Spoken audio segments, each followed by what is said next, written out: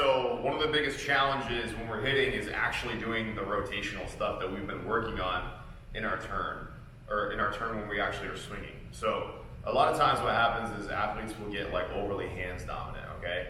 And when we are doing like our least invasive measure, which will be like step over the ball and step over the line with our back foot to make sure we're doing our footwork properly, if that looks pretty good, but the athlete still looks really, really handsy, the easiest method to get them to stop their hands being so dominant is to just grab a Rebels rack. We're gonna do the same stuff that we've already done. So we can go step over the ball again, or not, just evaluate where the athlete's at here, but I'll just do it for consistency's sake. So I got my rack, I'll put it on, okay?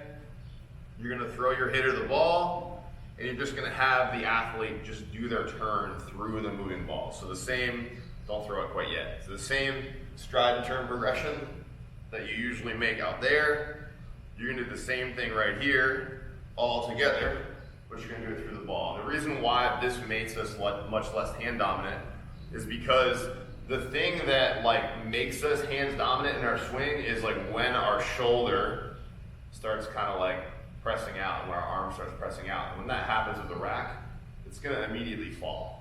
So just cue the athlete to just try to pin the rack and don't use their front hand. So what they usually will make a mistake with is if they start getting hands dominant in their turn, they'll go like that, kind of grab it with their front arm. Don't allow them to do that. Keep their hands off the rack and then just toss some balls.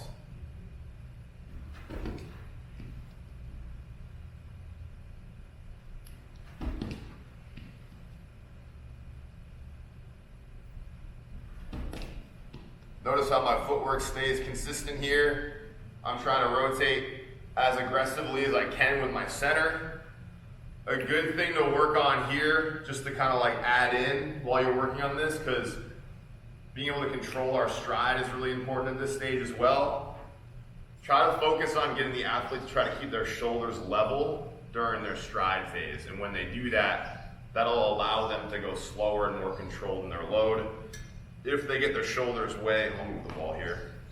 If they get their shoulders like this, it's gonna force them into the ground really, really quick with their front leg. It's also gonna force their head to move a lot during the turn.